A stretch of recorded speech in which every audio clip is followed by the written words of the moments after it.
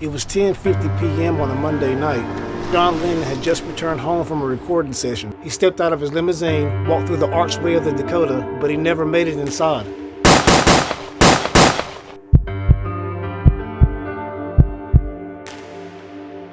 Five shots were discharged in a matter of seconds, and in the blink of an eye, one of the most influential voices in music at that time was gone. Numerous resuscitative efforts were made after his arrival in the hospital, including transfusions, surgical procedures, other procedures, but in spite of the effort of many physicians, we were unable to restore the life of Mr. Lennon.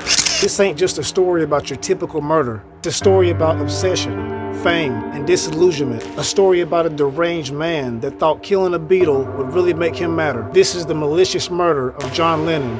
Run it. What's good? It's Mally Bray TV2, where murder was and still is the only case. Let's get it. Mark David Chapman had been in New York for 3 days, but he wasn't sightseeing, he wasn't visiting friends, he wasn't kicking it. He was waiting. At the hotel room he stayed at the Sheraton, he laid out his plan. 1, a revolver.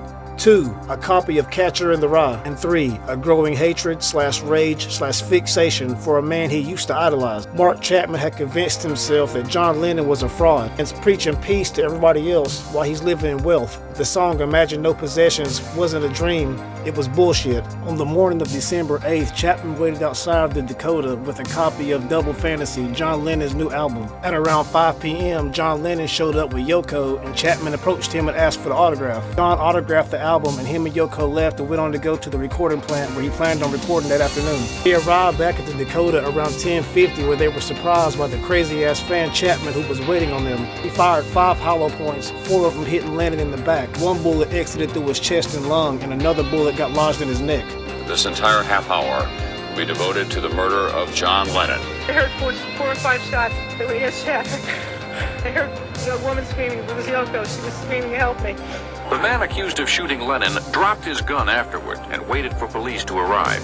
A detective who questioned him at a nearby police station said he is Mark Chapman, a 25-year-old Hawaiian who has been in New York 1 week. As he was bleeding heavily from his mouth and chest, his last words were, "I'm shot." He was pronounced DOA at the Roosevelt Hospital at approximately 11:15 p.m.